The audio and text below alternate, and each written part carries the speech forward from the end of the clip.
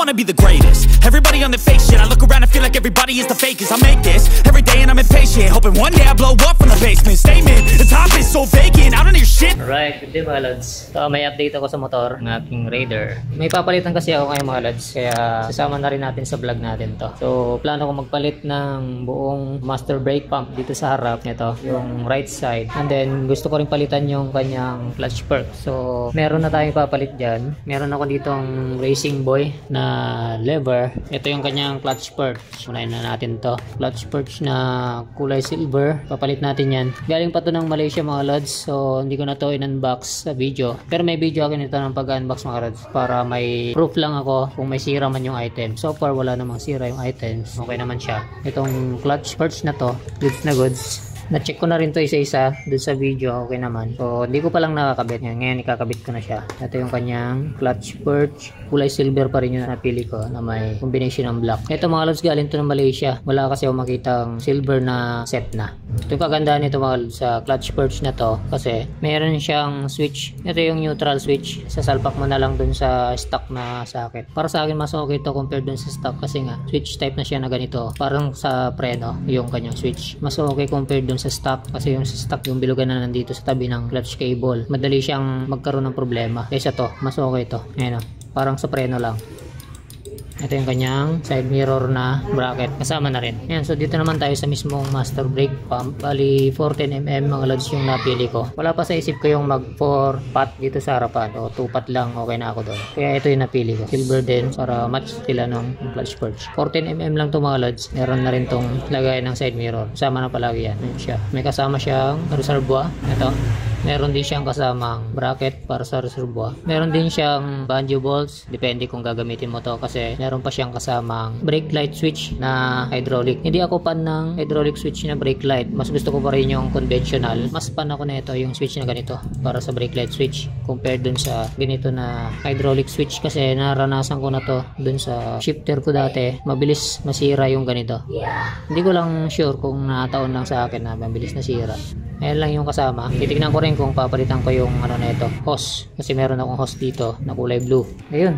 So, ito muna yung ikakabit natin ngayong araw. Ito tip ko lang sa inyo mga lods, no? Kung kapos kayo sa budget, hindi nyo kayang pagsabayin yung brake master sa brake calipers. Mas maganda unahin nyo yung brake master mga lods. Kaysa unahin mo yung caliper. Mas okay tong brake master mo na yung unahin mo. Kagaya ng sa akin, yung panglikod, inuna ko yon yung brake master. Tapos ngayon, itong harapan. Sinabay ko na rin yung clutch perch. Ngayon mga lods, so unahin ko na tong clutch perch mga lods kasi ito yung pinakamadali. Alright, let's go. Ito yung sinasabi kong isang safety features ng Raider 150. Yung kanyang neutral switch dito sa may clutch. Na pag piniga mo yan, pwede mo siyang paandarin kahit na naka-engage yung kanyang gears. Ang kagandahan yan, dun sa Racing Boy, plug and play dun sa stock socket. Ayan. So, isasalpak mo na lang. Tapos, sabi ko nga mas gusto ko yung ganitong switch. Mas madali masira kasi itong bilugan na to. Parang brake light switch lang to. Ayan o.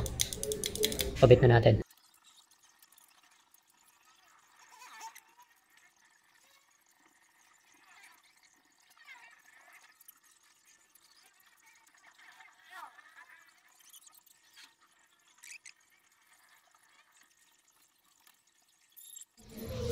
Yan na siya mga lods, higpit na lang. Tapos, pupunta na ako dun sa kabila naman. Right.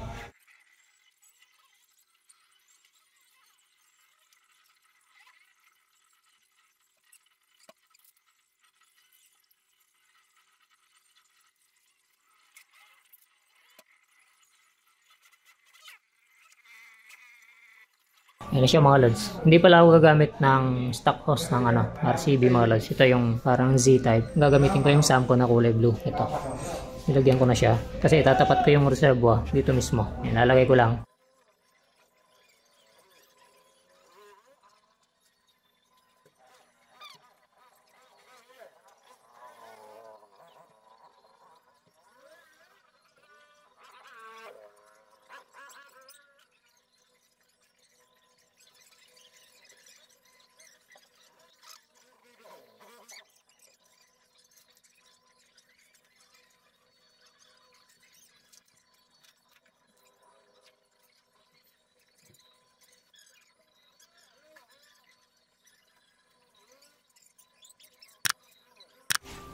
Ito mga boss yung brake light switch natin. Ito yung galing sa hydraulic switch. Pinugtong ko na siya dito sa socket ng stock. Bali, pinutol ko yung stock na brake light switch. Ito yan.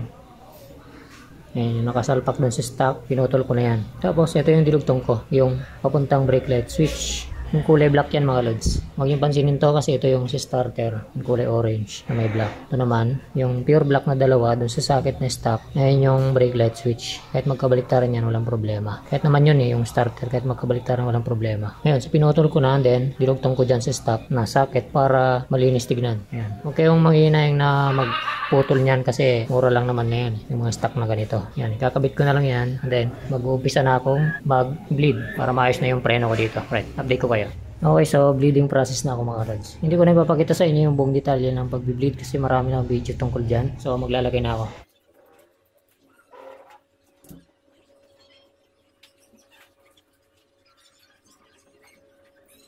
Dito pala sa brake master na to mga lods, meron din siyang bleeder screw dito. So kailangan mo rin i-bleed dyan para mawala yung hangin ng master pump bukod dun sa caliper.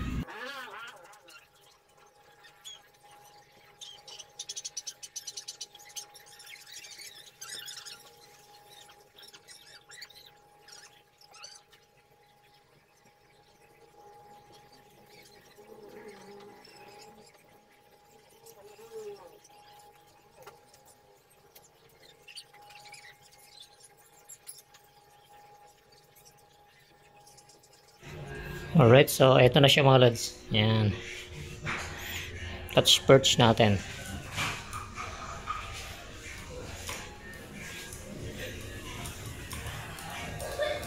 Ito. Meron akong di nagustuhan dito, no.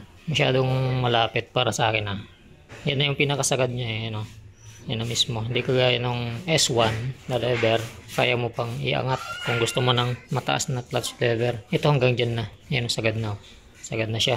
So, hindi mo malalagyan ng play masyado. O kailangan sagad din ganyan. Kasi, maiksi na lang yung travel. Eh, no? Okay naman. Na-test ko na. Okay naman siya. Yun lang yung issue dito. Kung gusto ng rider ng mas malayo yung lever, hindi niya magagawa kasi sagad na yan. Hanggang dyan lang. Minsan ako, gusto ko medyo malayo yung lever. Para habang nakaka-grip ka, pwede kang magkambyo. So, pag nagkambyo ka talagang sasagad mo. Ididikit mo dito. Ganyan. Hindi mo magagawa yung nakagrip kang ganyan tapos magkakambyo ka na ganon. May ipit yung daliri mo lalo kung nakagloves ka. Yan, ito naman yung kabila. Yan, goods na goods. Naipwesto ko ng mas maayos yung ko, throttle. Yan, dati yung throttle ko nandito eh. Ngayon dito na. Naka-level na siya. Tapos yung preno, okay na okay mga lods. Malakas siya. Mas malakas to kaysa dun sa stock. Kayang-kaya niyang yung stock caliper. Yung stock caliper pa ako ngayon. Nihantay ko pa yung yung caliper ni papalit ko dyan. Yan. Tapos, dito naman sa kanyang hydraulic switch. Gumagana ng maayos mga lods. Yan, try natin. Yan. Ayan o. Gumagana. Tinest ko na rin to sa labas mga lods. Okay naman. Maganda yung grip ng preno. Siyempre proper bleeding mga lods. Yan yung kanyang top view. Hindi ko ginamit yung hose ng RCB kasi gusto ko nandun lang sa harap yung baso. So tinapat ko na lang siya doon. Okay lang naman. Nung una medyo nanibago ako pero habang ginagamit ko okay naman. Ito kasi masyadong maiksi. Yung leverage niya masyadong mababa. So pag bitaw mo ng clutch, maiksi pa lang yung bitaw mo ganyan. Kumakagat na. Ganun talaga yung style niya. All in all, goods na goods mga lods. Yun, so mag-update na lang ako kung mapapalitan ko yung caliper ko harap likod. Kasi hindi talaga sila sabay-sabay. Ordering ko pa lang yung caliper. Yun, so hanggang dito na lang tong vlog na to mga lods. No? Kung tatanungin nyo kung worth it ba tong upgrade na to, yes mga lods, worth it yung upgrade na to kasi kakaroon talaga ng improvement yung brake system mo. Tapos dun sa clutch naman, hindi ko masabing nagustuhan ko siya ng 100% kasi may nga siya, may limit yung kanyang leverage na ganyan lang kasi kanya-kanya tayo ng preference pagdating sa clutch kung saan tayo komportable. Sa akin kasi minsan okay sa akin to yung maiksi yung leverage na ganyan minsan naman gusto ko yung mahaba. Ayun yung downside na ito kasi hindi na-adjust yung taas baba ng leverage. Hindi kagaya na itong sa kabila na-adjust. Yan lang naman. Tingin ko bumagin naman kaya okay na okay siya para sa akin. Ito hindi na siya swak yung rubber na to. Natatanggal siya. Alright, so hanggang dito na lang tong vlog na to mga lods. Ride safe sa lahat. Peace.